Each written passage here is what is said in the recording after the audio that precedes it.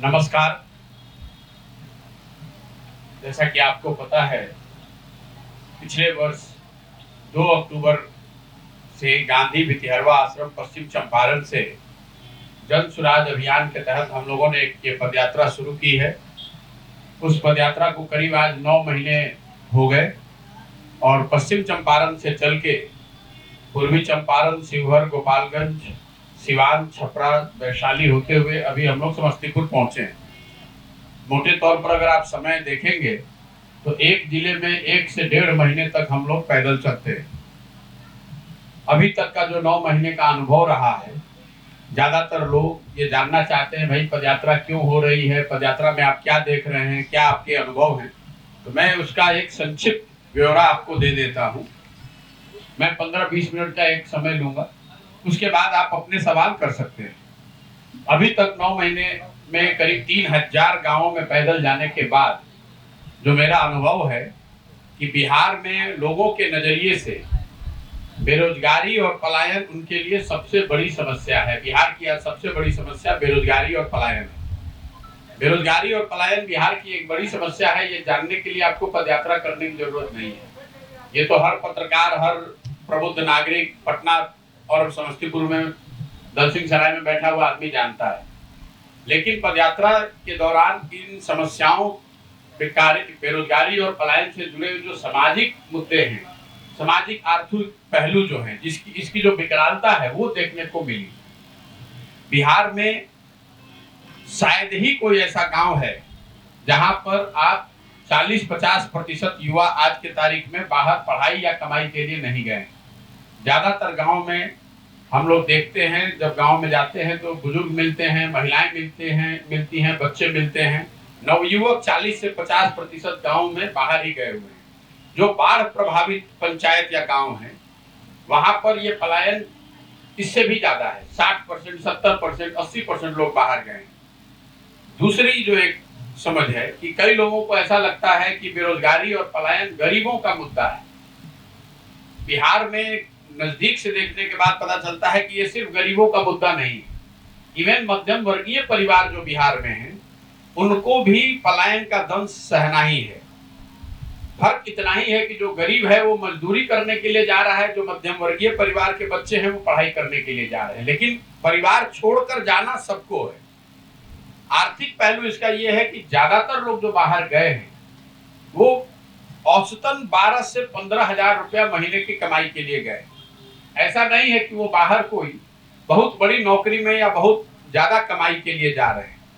तो जो distress migration का मजबूरी में किया गया जो पलायन है, वो पूरी तरीके से आज बिहार की समाज में एक ऐसी बात है जिसमें कोई सुधार हुआ नहीं है। कई लोग ये कहते हैं लोग स्वेच्छा से जा रहे हैं, ऐसा नहीं है। 12 से 15 हजार रुपए के लिए अगर लोग अपना घर परिवार छोड़कर जा रहे हैं, और उसमें से ज्यादातर लोग बताते हैं, परिवार परिजन बताते हैं कि 6 से 8 हजार रुपया औसतन लोग वापस घर में भेजते हैं।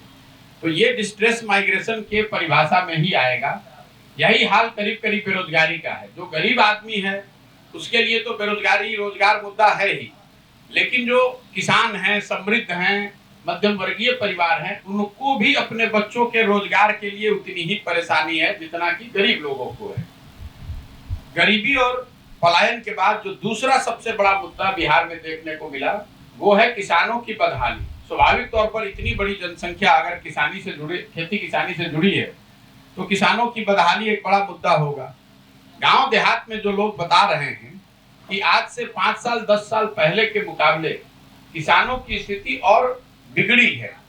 10 साल पहले जो लोग ऐसे परिवार मिलते थे जो खेती किसानी करके अपना जीवन चलाते थे। आज की सच्चाई ये है कि अगर आपके घर में कोई नौकरी नहीं करता है, आपके पास कोई दूसरा रोजी रोजगार व्यापार नहीं है, तो सिर्फ कृषि पर आधारित आप अपना जीवन नहीं चला सकते हैं। अगर घर में कोई बीमार पड़ जाए, किसी की शादी लग जाए, तो हर हालत में आपको जमीन 1-2 कट्ठा बेचना है। कृषि की, किसानों की जो यहाँ बदहाली है, उसके 3 महत्वपूर्ण कारण मुझे समझ में आ रहे हैं। पहला जो सबसे बड़ी बात है कि बिहार में पिछले 75 वर्ष में दूसरे राज्यों के मुकाबले भूमि सुधार को लेकर कोई सार्थक प्रयास नहीं किया गया है। यहाँ समाजवाद के नाम पर राजनीति हुई है, सामाजिक न्याय की राजनीति हुई है, गरीबों की राजनीति हुई है।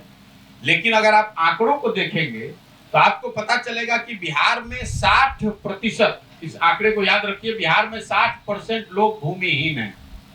60%, 100 में 60 लोगों के पास 1 इंच जमीन है ही नहीं। देश के स्तर पर यह आंकड़ा 38% है। मतलब देश में 100 में 38 लोगों के पास जमीन नहीं है, बिहार में 100 में 60 लोगों के पास जमीन नहीं है। और ये सीधा दिखाता है कि यहाँ भूमि सुधार जो लागू नहीं हुआ तो भूमिहीनों को जमीन नहीं मिली। दूसरी बात जो समझ में आ रही है कि जो लैंड होल्डिंग है, जो 40% लोग जिनके पास जमीन है, आंकड़े बताते हैं कि उसका 90%, मतलब 40 में 35 से 36 लोग 2 बीघे से कम के मालिक हैं। तो यहाँ पर जो खेती होती है, सरकारी आंकड़े बता रहे हैं कि 3 से 4% किसान ही खेती के जरिए आमदनी कर पा रहे हैं। बाकी जो खेती किसानी करने वाले लोग हैं वो कमाने वाली नहीं, खाने वाली खेती करते हैं। खेत में उनके वही उपजता है कि उनके बाल बच्चों का पेट भर जाए, उससे कमाने का उपाय नहीं है। इसीलिए आपको दिखता है कि या तो खेतों में लोग खेती करके लोग अपना बाल बच्चों का पेट भर रहे हैं या खेतों में मजदूरी कर रहे हैं। खेती के जरिए आमदनी करने वाले लोगों की संख्या नगण्य है, 3 से 4%। दूसरी जो खेती को लेकर, किसानों को लेकर समस्या है वो जल संसाधन की है। बिहार का एक बड़ा भाग बाढ़ प्रभावित है, ये तो सब लोग जानता है। लेकिन बाढ़ सिर्फ एक पहलू है, जल संसाधन का एक दूसरा बड़ा पहलू जो जमीन पर हम लोग देख रहे हैं वो है जल जमाव, सूखा और नदियों का कटाव। जो सीमावर्ती क्षेत्र है नेपाल के, हजारों एकड़ जमीन नदियों, जो नेपाल से नदियां आती हैं, वो नदियों के धारा के बदलने से, नदियों का अपना रुख बदलने से हजारों एकड़ जमीन बर्बाद हो गया। सिवान से जब आप आगे चलेंगे, सिवान में, छपरा में, वैशाली में और समस्तीपुर में भी मैं देख रहा हूँ, यहाँ जल जमाव के वजह से हजारों एकड़ जमीन बर्बाद हो गई है, या फिर एक फसल ही वहां पर हो रहा है। ज्यादातर जगहों पर आप देखेंगे कि एक ही जिले, एक ही पंचायत में एक हिस्से में लोग बाढ़ से परेशान है और उसके दूसरे हिस्से में सूखे से परेशान है। तो ये दिखाता है कि जो जल प्रबंधन है ये पूरी तरीके से यहाँ पर फेल है। या तो लोग बाढ़ से प्रभावित है या सूखे से प्रभावित है, और दोनों से बच गया तो जल जमाव से प्रभावित है। तीसरी जो बड़ी समस्या यहाँ समझ में आ रही है किसानों को लेकर, कि ये सारे भूमि सुधार के प्रयास होने के बावजूद, सिंचाई की व्यवस्था नहीं होने के बावजूद, किसानों को यहाँ जो वो उपजा रहे हैं उसका उनको उचित दाम नहीं मिल रहा है। सरकारी एक सर्वेक्षण है जिसमें ये बताया गया है कि बिहार में किसानों को उनके अनाज का, जो भी वो उपजाते हैं, अनाज का सही मूल्य न मिलने की वजह से बिहार के किसानों को हर वर्ष 20 से 25 हजार करोड़ रुपए की क्षति हो रही है। अब इसको आप समझिए, धान का एक उदाहरण लेकर, धान बिहार में अभी 2050 रुपए सरकारी समर्थन मूल्य, 2030 रुपए है। ज्यादातर लोगों ने, जिन्होंने धान की पैदावार की है, उन्होंने धान बेचा है 1200, 1300, 1500 रुपए में। पिछले 10 वर्ष में बिहार में सिर्फ 13% धान ही समर्थन मूल्य के आसपास खरीदा गया है। हम लोग कहते हैं कि पंजाब में किसान बहुत धनी है, तो पिछले 10 वर्ष में पंजाब में 70% धान समर्थन मूल्य पर खरीदा गया। बिहार में सिर्फ 13% धान समर्थन मूल्य पर खरीदा गया है, और गेहूं के लिए ये आंकड़ा 1% है। सिर्फ 1% गेहूं ही सरकारी समर्थन मूल्य पर खरीदा गया है। तो ये जब पूरे जितने फसल बिहार में होते हैं, इसका अगर आप इसका समायोजन करेंगे तो आपको पता चलेगा कि जो किसान उपजाता है, जो उसका दाम मिलना चाहिए और जो मिलता है, उसका अंतर हर साल 20 से 25 हजार करोड़ है। तो ये जो 3 आधारभूत परेशानियां हैं, भूमि सुधार का लागू न होना, जल प्रबंधन की व्यवस्था नहीं होना, और तीसरा जो उपज हो रही है उसकी दाम न मिलना, इस वजह से किसानों की हालत यहाँ बिहार में देश में सबसे निचले स्थान पर है। पंजाब का किसान बिहार के मुकाबले प्रति व्यक्ति 6 गुना ज्यादा पैसा कमा रहा है, और बिहार का किसान उतनी ही मेहनत करके, अगर पंजाब में किसान 100 रुपया कमा रहा है तो बिहार का किसान 15 रुपया, 16 रुपया कमा रहा है। और मैं जो तात्कालिक समस्या किसानों की है, यूरिया की काला बाजारी, 277 रुपया का यूरिया 500-700 रुपया में मिल रहा है, ये तो लोग बता ही रहे हैं। लेकिन जो स्ट्रक्चरल आधारभूत समस्या है मैंने उसकी चर्चा की। तीसरी जो सबसे बड़ी समस्या लोगों ने बताया और जो आंखों से दिखी वो है शिक्षा व्यवस्था का बिहार में पूरी तरीके से ध्वस्त हो जाना। हम लोग बिहार के सरकारी स्कूल से पढ़े, बिहार में शिक्षा व्यवस्था बहुत अच्छी कभी नहीं रही है, लेकिन हर जिले और प्रखंड में सरकारी विद्यालय एक या दो ऐसा जरूर होता था जहां से पढ़ाई करके आप जीवन में आगे बढ़ सकते थे।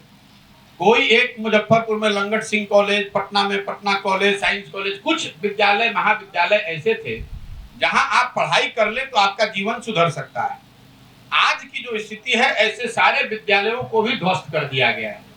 हम में से कई लोगों को लगता है कि ये शिक्षकों की गुणवत्ता से जुड़ा हुआ मामला है। मैंने बहुत गहराई से इसको अध्ययन करके देखा। शिक्षकों की गुणवत्ता सिर्फ इसका एकमात्र छोटा पहलू है। बिहार में पिछले 8-10 वर्षों में जो शिक्षा व्यवस्था ध्वस्त हुई है उसके पीछे सरकार की उदासीनता और दूसरा समता मूलक शिक्षा नीति बनाने के चक्कर में हर जगह, हर गांव, हर पंचायत में स्कूल खोलने की जो प्रक्रिया शुरू की गई, ये चिंता किसी ने नहीं की कि वहां शिक्षक है कि नहीं, वहां पढ़ने पढ़ाने की व्यवस्था है कि नहीं। नतीजा ये हुआ कि 40,000 करोड़ रुपया प्रति वर्ष खर्च किया जा रहा है शिक्षा पर। बिहार में, इस गरीब बिहार में हर साल 40,000 करोड़ रुपया शिक्षा के नाम पे खर्च हो रहा है, लेकिन इस शिक्षा का बजट का ज्यादातर हिस्सा या तो सैलरी में जा रहा है, बिल्डिंग बनाने में जा रहा है, खिचड़ी साइकिल बांटने में जा रहा है, पढ़ाई कहीं नहीं हो रहा है। गांव में जमीन पर जो स्थिति है, विद्यालयों की छवि खिचड़ी बांटने के सेंटर के तौर पर है और महाविद्यालयों की छवि डिग्री बांटने के सेंटर के तौर पर है। पढ़ाई दोनों में कहीं नहीं हो रहा है।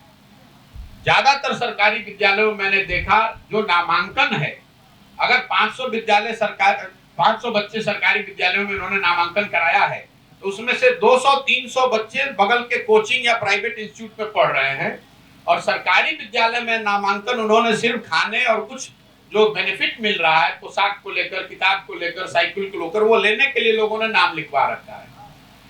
मेरा अपना आकलन ये है कि इस कालखंड का जब इतिहास लिखा जाएगा तो नीतीश कुमार जी के 17 साल के शासन काल में शिक्षा व्यवस्था के ध्वस्त होने को सबसे बड़ा काला अध्याय माना जाएगा। ऐसा इसलिए कि देखिए, अगर सड़क यहाँ टूटी हुई है, कल एक अच्छी सरकार आ जाएगी तो सड़क बन जाएगी, लेकिन जो 2 पीढ़ियां इस ध्वस्त शिक्षा व्यवस्था से पढ़ के निकल गई, अब कल एक अच्छी सरकार आ भी जाए तो भी उन बच्चों को जीवन भर शिक्षित समाज के पीछे ही चलना पड़ेगा। अब उसको कोई नहीं सुधार सकता है। इन 3 बड़ी समस्याओं के बाद केंद्र सरकार की 4 योजनाओं के बारे में सबसे ज्यादा लोगों ने चर्चा की। पहली सबसे बड़ी केंद्र सरकार की योजना है प्रधानमंत्री गरीब कल्याण योजना, जिसमें लाभार्थियों को 5 किलो अनाज देने की बात कही गई है। अभी मैं 1 साल बिहार में पैदल घूमने के बाद आपको विश्वास से बता सकता हूं कि कहीं पर भी लाभार्थियों को 5 किलो अनाज नहीं मिल रहा है, लाभार्थियों को 4 किलो अनाज मिल रहा है। और ऐसा इसलिए हो रहा है कि प्रखंड और जिले के स्तर पर जो मुफ्त अनाज बांटने के लिए अनाज आ रहा है उसमें प्रति क्विंटल 35 से 40 रुपए की दर से अधिकारी और जनप्रतिनिधि पैसा भ्रष्टाचार के तौर पर ले रहे हैं। और ज्यादातर जगहों पर लोगों ने वीडियो ऑन रिकॉर्ड बताया है कि इस 35 से 40 रुपए के कमीशन में विधायक लोग भी 6 रुपए से 8 रुपए प्रति क्विंटल पैसा ले रहे हैं ज्यादातर जगहों पर। इसी वजह से जो 35 से 40 रुपया लिया जा रहा है, इसकी वजह से लाभार्थियों को 5 किलो नहीं 4 किलो अनाज ही मिल रहा है। दूसरी केंद्र सरकार की बड़ी योजना है प्रधानमंत्री आवास योजना। जमीन पर ज्यादातर लोग आज भी इंदिरा आवास के लाभार्थी ही मिलते हैं, जिनमें लोगों को 30,000, 25,000, 40,000 रुपया घर बनाने के लिए पहले मिला है। प्रधानमंत्री आवास योजना में जिसमें घर बनाने के लिए लाभार्थी को 1,40,000 रुपया मिलना है, इसके लाभार्थियों की संख्या बहुत कम है। ये आंकड़ों में भी अगर आप देखेंगे तो पिछले साल दिल्ली से बिहार सरकार ने आवास योजना के अंतर्गत जो पैसा लाया उसका यूटिलाइजेशन है 60%। मतलब अगर 100 रुपया 100 लोगों का घर यहाँ बनाने के लिए हम लोग दिल्ली से पैसा ला सकते थे तो हम लोग 60 घरों के लिए ही पैसा लेकर आए। और जो पैसा लोग लेकर आ रहे हैं प्रति लाभार्थी 20 से 35-40 हजार रुपया आपको पैसा देना है।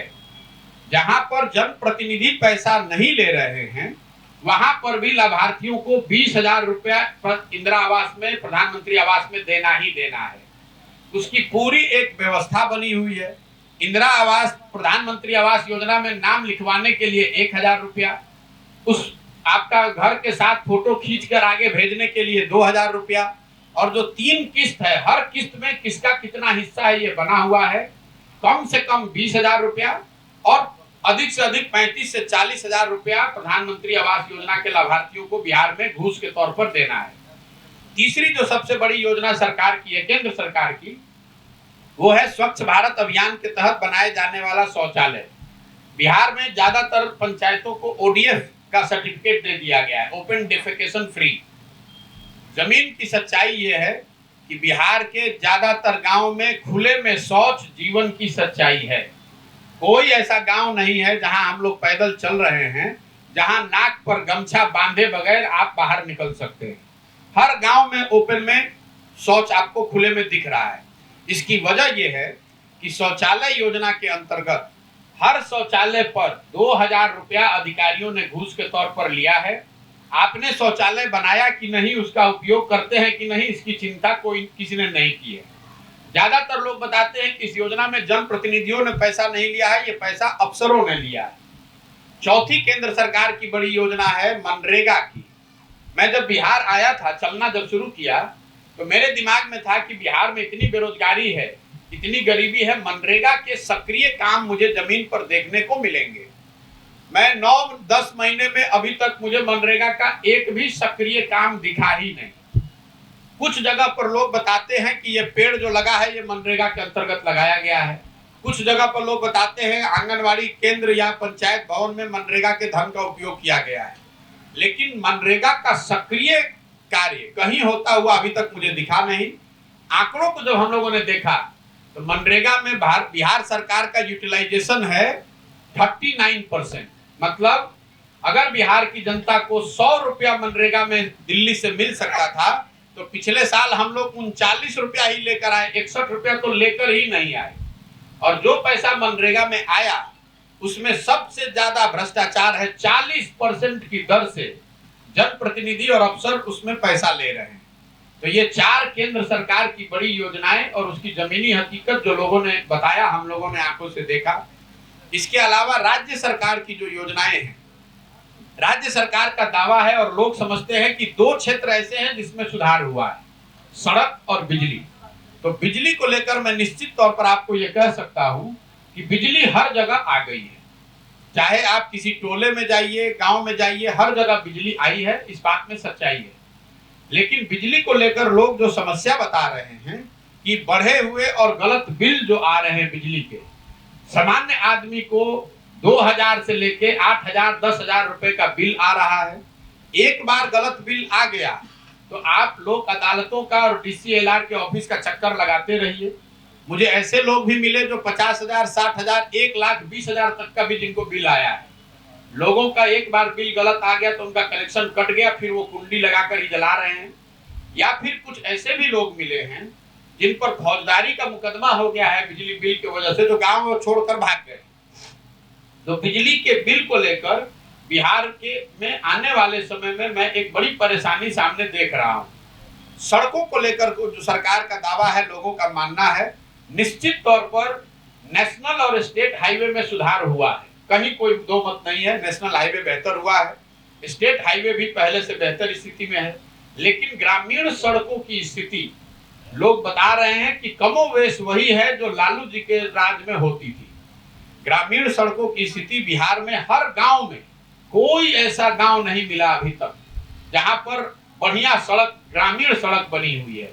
आप दलसिंह सराय में देख लीजिए या मैंने चंपारण जहां से शुरू किया है वहां से देखिए, 90% गांव में ग्रामीण सड़क या तो बनी नहीं है ठीक, या बनी है तो मेंटेनेंस के अभाव में, रख रखाव के अभाव में टूट गई है। ये हालात है।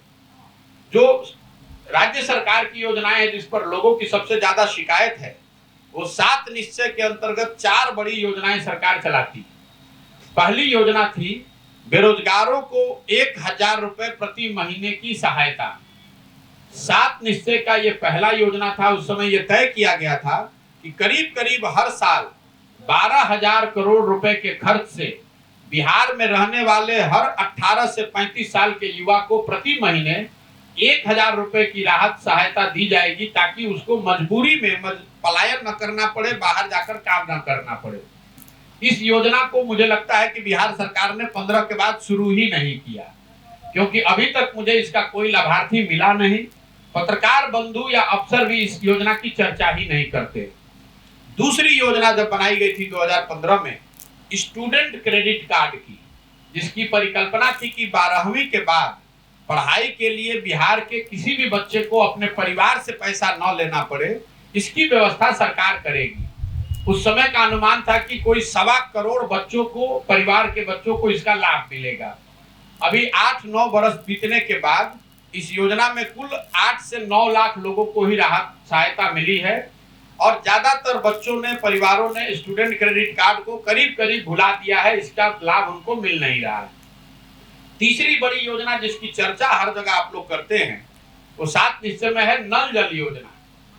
2015 में अनुमान किया गया था कि बिहार के हर घर में अगर नल से पानी पहुंचाना है तो उसका खर्चा आएगा 25,000 करोड़ रुपया।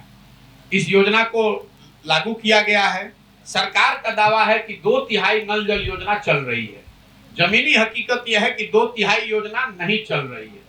पश्चिम चंपारण, शिवहर जैसे जिलों में तो 90% योजना नहीं चल रही है। दूसरे जिलों में 10 में 7 योजना नहीं चल रही है। या तो नल जल योजना ठीक से बनी नहीं, बनी तो चली नहीं, और कहीं जहां बनी और चली वहां पर वार्ड सदस्य जब चुनाव हार गया उसके बाद से वो ठप पड़ गई। तो नल जल योजना की जो एक समस्या है, हम लोग को लगता है कि ये सिर्फ तकनीक और भ्रष्टाचार का मामला है। इसमें जो सबसे बड़ा मामला है कि नल जल योजना जिस जमीन पर बनी हुई है उसकी मालिकाना हक उसका, वो पता ही नहीं है कि वो जमीन है किसकी। ज्यादातर लोगों को उस समय ये बताया गया कि अगर आपके जमीन पर नल जल योजना बनाई जाएगी तो आपके घर से किसी को सरकारी नौकरी मिल जाएगी, या फिर वार्ड सदस्यों ने अपने ही जमीन पर बनवा लिया। नतीजा ये हुआ कि जब वार्ड सदस्य चुनाव हारे तो अब नए वार्ड सदस्य जो जीत कराया है उसको उसका वो हक दे ही नहीं रहा है, उसको वो चलाने की सुविधा नहीं दे रहा है। या अगर आपके जमीन पर नल जल बना हुआ है और आपको नौकरी मिली नहीं तो अब आप कह रहे हैं कि हम इसको चलने नहीं देंगे। कई गांवों में मुझे लोग ऐसे मिले जो बाजाबता नल जल योजना का इस्तेमाल करके पानी का व्यापार कर रहे हैं। गांव देहात में शादी ब्याह लग गया तो टैंकर से वो लोग पानी बेच रहे हैं। चौथी जो सबसे बड़ी योजना है, जिसकी जानकारी शायद आप लोग को इतनी नहीं है, 2015 में सबसे बड़ी योजना 7 निश्चय की थी नालियों और गलियों के पक्कीकरण की योजना। उस समय का अनुमान था कि 5 वर्ष में बिहार में इस पर 80,000 करोड़ रुपया खर्च किया जाएगा। परियोजना ये थी कि बिहार के हर घर से उनके नालियों का पक्कीकरण किया जाएगा, उन नालियों को लाकर एक बड़े नाले से जोड़ा जाएगा और बड़े नाले के जरिए गांव से पानी को बाहर निकाला जाएगा। जो मैं गांव में देख रहा हूं, घरों से नालियों के पक्कीकरण की कोई बात कहीं उदाहरण हुआ देखने को मिला नहीं। गांव में सड़कों के किनारे बेतरतीब बड़े नाले जरूर बने हुए हैं, लेकिन ये नाले ज्यादातर ऐसे हैं जिनको ना घरों के नालियों से जोड़ा गया है, न इन नालों से पानी को बाहर निकालकर उसके निस्तारण की व्यवस्था की गई। नतीजा ये हुआ है कि ये ज्यादातर नाले कूड़ेदान में परिवर्तित हो गए और 80,000 करोड़ रुपए की योजना कितना खर्च हुआ, कितना लूट हुआ, कोई जानता नहीं है। ये सरकार की बड़ी योजनाओं की हालत है। मैंने स्वास्थ्य व्यवस्था पर कोई कमेंट नहीं की, इसलिए नहीं किया कि निचले स्तर पर, जमीनी स्तर पर स्वास्थ्य सेवा जो है बिहार में वो पूरी तरीके से ग्रामीण चिकित्सकों के कंधों पर है। सरकार का sub centre, PHC, referral hospital कहीं मुझे दिखा नहीं। मतलब सेंटर बना हुआ है लेकिन वहां डॉक्टर हैं, दवा बट रही है, रोगी आ रहे हैं, ऐसा कहीं नहीं है। मैं उदाहरण के तौर पर आपको एक आपके जिले का गांव है धमौन, जो शायद बिहार का सबसे बड़ा गांव है। 50,000 की वहां आबादी है। मैं जब वहां बैठा तो पता चला कि 50,000 की आबादी में जहां 5 पंचायत है, वहां पर भी एक भी फंक्शनल सब सेंटर भी नहीं है। एक पीएचसी के लिए लोग 30 साल से मांग उठा रहे हैं। तो जो व्यवस्था है ही नहीं, उस पर टिप्पणी करने का मतलब नहीं है। मैं अनुमंडल और जिला अस्पतालों में गया नहीं हूं, इसलिए मैं उस पर टीका टिप्पणी नहीं कर सकता हूं। लेकिन सब सेंटर, पीएचसी और रेफरल हॉस्पिटल कहीं पर भी फंक्शनल नीचे नहीं है। ग्रामीण चिकित्सकों के भरोसे ही लोगों की जिंदगी चल रही है। उनसे अगर गड़बड़ हुआ तो आगे जो ऊपर प्राइवेट चिकित्सक हैं वो चिकित्सा सेवा दे सकते हैं। 3 शब्द जो पूरे यात्रा के दौरान सबसे ज्यादा सुनने को मिला, और उसके बाद मैं अपनी बात खत्म करूंगा, अफसरशाही, भ्रष्टाचार और पीसी। अफसरशाही से परेशान जनता, जो भी मिला, धनी हो, गरीब हो, अगड़ा हो, पिछड़ा हो, जनप्रतिनिधि हो, सामान्य नागरिक हो, हर व्यक्ति ये कह रहा है कि भैया अफसरों की मनमानी है। बिहार में आज जो राज चल रहा है ये अधिकारियों का राज है, अफसरों का राज है। उनकी इच्छा होगी तो काम होगा, उनकी इच्छा नहीं होगी तो काम नहीं होगा। कई लोग इसीलिए इसको अधिकारियों का जंगल राज भी बता रहे हैं। बिहार ने पहले अपराधियों का जंगल राज देखा है, आज की जो शासन व्यवस्था है इसको आप अधिकारियों का जंगल राज कहें तो कोई ज्यादा अतिशयोक्ति नहीं होगी। दूसरी बात लोगों ने बताया, जो भ्रष्टाचार, सरकारी विभागों में फैला हुआ भ्रष्टाचार। कोई ऐसा काम नहीं है बिहार में, चाहे जमीन का रसीद कटाना हो, थाने में एफआईआर करना हो, पासपोर्ट का वेरिफिकेशन हो, वो आपको राशन कार्ड बनाना है, कोई जाति प्रमाण पत्र लेना है, कोई सरकारी काम ऐसा नहीं है जो बिना पैसा दिए हुए आप बिहार में करा सकते हैं, चाहे आप जितनी बड़ी आपकी ताकत है। और तीसरा जो नई बात मैं बिहार में देख रहा हूं, वो तीसरा शब्द है पीसी। योजना चाहे केंद्र की हो या राज्य की, हर योजना में व्यवस्थित तरीके से 20% से 40% का बंदरबाट पीसी, दलाली लिया जा रहा है। दलाली का नया नाम बिहार में है पीसी। जो जनप्रतिनिधि और अफसर मिलके, योजना कोई भी हो, चाहे अनाज बटे, रोड आए, मनरेगा बने, 20 से 40% पैसा काटा ही जा रहा है और उस पैसे को बड़े व्यवस्थित तरीके से जनप्रतिनिधियों और अफसरों के बीच में बांटा जा रहा है। कुल मिला जुलाकर अभी तक हम लोगों ने जो देखा, जो अनुभव किया, लोगों ने बताया, वो आपसे साझा कर रहे हैं। अब आपके जो सवाल है आप वो सवाल कर सकते हैं। बहुत बहुत धन्यवाद। जी, इसको आप किस तरह से देख रहे हैं? देखिए, मेरा अपना स्वभाव ये है कि मैं जिस काम में सीधे या प्रत्यक्ष या परोक्ष रूप से नहीं जुड़ा हूं, उस पर मैं ज्यादा टीका टिप्पणी नहीं करता। मैं 10 साल से सामाजिक राजनीतिक जीवन में सक्रिय हूं, लेकिन बिहार के को लेकर मैंने कभी कोई टीका टिप्पणी पिछले साल के पहले नहीं करी है। इसलिए नहीं की है कि जब मैं बिहार में हूं नहीं, जमीन पर कुछ कर नहीं रहा हूं, लोगों से मिल नहीं रहा हूं, तो टीका टिप्पणी करने का फायदा क्या है। तो देश के स्तर पर राजनीति में क्या हो रहा है, विपक्ष वाले क्या कर रहे हैं, भाजपा क्या कर रही है, ये मेरा सरोकार का विषय नहीं है। सामान्य नागरिक के तौर पर जैसे आप सुन रहे हैं वैसे हम भी सुन रहे हैं, लेकिन इस पर जो मैंने पहले कहा है वो आपको दोबारा रिपीट कर देता हूं। विपक्षी एकता सिर्फ दलों के नेताओं के एक साथ बैठ जाने से उसका कोई बहुत बड़ा प्रभाव जनमानस पर नहीं पड़ेगा।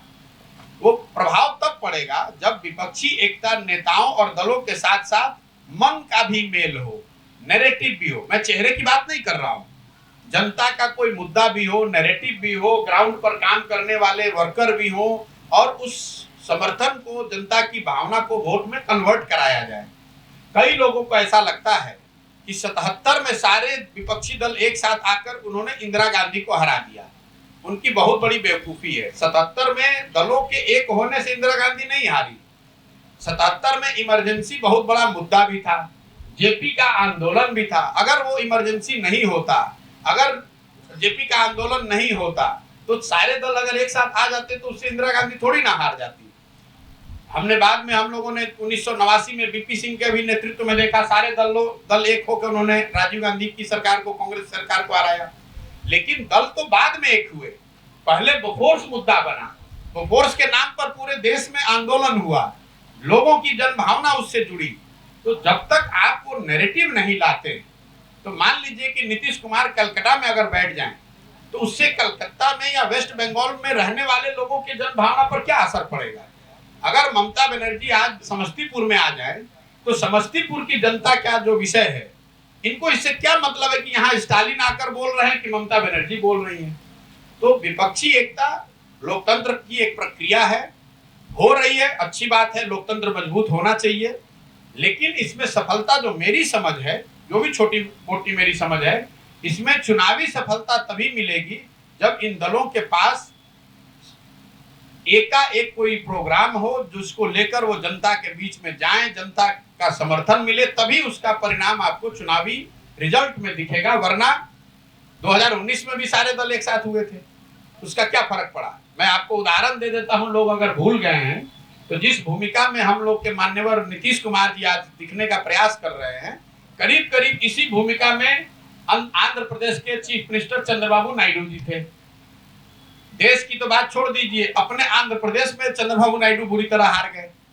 तो नीतीश कुमार जी या कोई जो भी व्यक्ति एका करने की कोशिश कर रहा है, जब तक जनता के मुद्दों पर सहमति नहीं होगी और जनता में उसका कोई ट्रैक्शन नहीं होगा, तब तक मुझे नहीं लगता है कि इन प्रयासों का कोई बहुत बड़ा असर होगा। हाँ, ये जरूर है कि इतने सारे दल अगर साथ में आएंगे तो मीडिया कर्मियों के लिए एक उत्सुकता की विषय है। समाज का एक छोटा वर्ग जो सामाजिक राजनीतिक तौर पर जागरूक है, उसको भी फर्क पड़ता है, भाई सब लोग साथ में आ रहा है, ठीक है, तो लोकतंत्र की प्रक्रिया है। पहली बैठक के बाद महाराष्ट्र में एनसीपी में टूट हुई थी, तो क्या लग रहा है कि बिहार के परिप्रेक्ष्य में इसका कुछ असर देखने को? बिहार के परिप्रेक्ष्य में कोई असर नहीं पड़ेगा। जब बिहार में महागठबंधन बना उसी दिन मैंने ये कहा है, जितने पत्रकार लोग आए, कि बिहार की महागठबंधन की जो घटना है ये राज्य स्पेसिफिक घटना है, बिहार के नजरिए से है। इस महागठबंधन का कोई देशव्यापी असर नहीं होगा और देश के दूसरे राज्यों में होने वाली घटना का असर बिहार पर राजनीतिक कुछ होने वाला नहीं है। मैंने साथ में ये भी कहा कि ये जो महागठबंधन है ये 24 तक किसी तरह चलेगा। जो भी इसमें टूट फूट होनी है, अगर परिवर्तन होना है तो वो 24 के बाद होगा, क्योंकि अभी तो जो आप लोग स्पेकुलेशन कर रहे हैं कि महाराष्ट्र की तरह यहाँ पर कुछ नहीं होने वाला है, कुछ एमपी जदयू के भाग कर चले जाएं भाजपा में, वो हो सकता है, लेकिन उसका कोई आज की सरकार पर असर नहीं पड़ेगा। सरकार में तो लोग सरकार के फायदों के लिए एक साथ आए हैं और लोकसभा चुनाव तक वो एक दूसरे का गला हाथ पकड़कर साथ में चलेंगे। लोकसभा चुनाव के जब नतीजे आएंगे उसके बाद लोगों में फिर भगदड़ या रीअसेसमेंट शुरू होगा। एक चीज मैं आपको लिख कर दे सकता हूं कि बिहार में विधानसभा के जो चुनाव होंगे वो आज की परिस्थिति से बिल्कुल अलग होगा। जैसे महागठबंधन 7 दलों का था और एक और भाजपा थी, आप देख रहे हैं कि उसमें ऑलरेडी चेंज होना शुरू हो गया। मांझी जी निकल गए, कुशवाहा जी निकल गए, चिराग पासवान जी को लेकर अलग अलग बातें हो रही हैं। तो 25 का जो यहाँ राज्य का चुनाव होगा उसमें क्या फॉर्मेशन बनता है उसके लिए आपको कुछ समय इंतजार करना चाहिए। लेकिन आज का फॉर्मेशन जो है ये नहीं रहेगा, इतना तो मैं आपको लिख के दे सकता हूँ। कौन किधर जाएगा, कौन किधर भागेगा, ये नहीं कह सकता हूँ, क्योंकि आज जो 7 दलों का महागठबंधन है ये तो सरकार में मलाई मारने के लिए है। सरकार में 7 दलों को साथ रखना और चुनाव में 7 दलों को साथ रखना दोनों दो बात है। मेरा अपना जो अनुभव है वो सरकार में तो लोग इसलिए रहते हैं कि चलो जो भी इसमें लाभ मिल जाए, लेकिन जब चुनावी राजनीति शुरू होगी, चुनाव नजदीक आएंगे तो लोग इससे भागेंगे और ये फॉर्मेशन बदलेगा। मेरा एक सवाल था, चिराग पासवान और उपेंद्र कुशवाहा को एनडीए से बुलावा आया है, इनकी राजनीति किस ओर जा रही है? मेरे भाई, स्वाभाविक तौर पर सबके पास ये अवसर है कि अपने साथ अन्य दलों को जोड़े। बिहार की राजनीति की ये सच्चाई रही है। उपेंद्र कुशवाहा जी और चिराग पासवान जी ये दोनों लोग 2014 और 15 में भाजपा के साथ ही थे, इसमें कोई नई घटना है नहीं। मांझी जी भी साथ में थे और इन दलों ने मिलकर चुनाव भी लड़ा था। तो ऐसा कोई ये नई घटना नहीं हो रही है। ये तो जो छोटे दल हैं, मैं with all due respect to them, वो ये देखते हैं कि मेरा एक सीट हमको कहाँ मिल जाएगा, हमारा अपना व्यक्तिगत स्वार्थ कहाँ पूरा हो जाएगा। तो अगर मांझी जी की पार्टी है वो तो ये देख रहे हैं कि भाई कि हमें एक सीट कहाँ से मिल जाए। अगर महागठबंधन से मिल जाए तो महागठबंधन में है, भाजपा से मिल जाएगा तो भाजपा की ओर चले जाएंगे। यही हाल उपेंद्र कुशवाहा जी का है, जिसने भी उनको 2 टिकट दे दिया उसी साइड वो चले जाएंगे। तो और रामविलास जी की जो पार्टी है चिराग पासवान जी की, वो तो अभी 2 धड़ों में है, क्या होता है, कौन बैठता है, किधर जाता है, वो उनका इंटरनल मैटर है। लेकिन ये सामान्य घटनाएं हैं, मतलब लोकतंत्र में, चुनावी राजनीति में ये सब चीज होता रहता है, इसको बहुत ज्यादा गंभीरता से मैं नहीं लेता। 2024 में जनसुराज पार्टी होगी। जनसुराज 2024 में पार्टी होगी कि नहीं, इसको लेकर मैं अभी कोई घोषणा नहीं कर सकता हूं। मैंने जब पदयात्रा की शुरुआत की थी तो ये जरूर बताया था कि पदयात्रा के बाद अगर सब लोग मिलकर दल बनाएंगे। जब पदयात्रा शुरू की गई थी तो एक अनुमान था कि एक जिले में 10 दिन 15 दिन का समय लगेगा, उसके मुकाबले 50 दिन 60 दिन लग रहा है। तो लोगों का ये अभी एक सजेशन सुझाव ये है कि पूरा बिहार करने में तो 2-2.5 साल लगेगा, तो कम से कम जिन जिलों में आपने पदयात्रा कर ली, संगठन बन गया, वहां पर इसको राजनीतिक स्वरूप दिया जाए। अब ये चर्चा का विषय है, अगले 2-3 महीनों पर इसमें क्लैरिटी आएगी। ये संभव है, मैं आपको रिपीट कर देता हूं, ये संभव है कि जिन जिलों में पदयात्रा हो गई, जहां पर नीचे से संगठन बन गया, जिसमें जनसुराज से लोग जुड़ गए, वहां पर लोग मिलकर ये निर्णय ले सकते हैं कि वो चुनाव लड़ेंगे। चुनाव लड़ने के 2 तरीके हो सकते हैं, या तो कोई निर्दलीय लड़े, उसको जनसुराज के सारे लोग समर्थन करें, या फिर जनसुराज पार्टी बनाकर वो लड़े। अभी आपने देखा होगा एमएलसी का जो चुनाव हुआ, जब मैं सिर्फ 5 जिले में पैदल चल के आया था, 4 जिले चला था, 5वां में चल ही रहा था, उस समय एमएलसी का चुनाव हुआ, तो लोगों ने मिलकर तय किया कि नहीं, हम लोग को चुनाव लड़ना चाहिए। तो दल तो था नहीं, तो जो भी जनसुराज का एक साथी लड़ा वो निर्दलीय के तौर पर लड़ा। जनसुराज की जो ताकत है, जो लोग जुड़े हुए हैं, उन सब ने मदद की और वो आदमी जीत कर आया।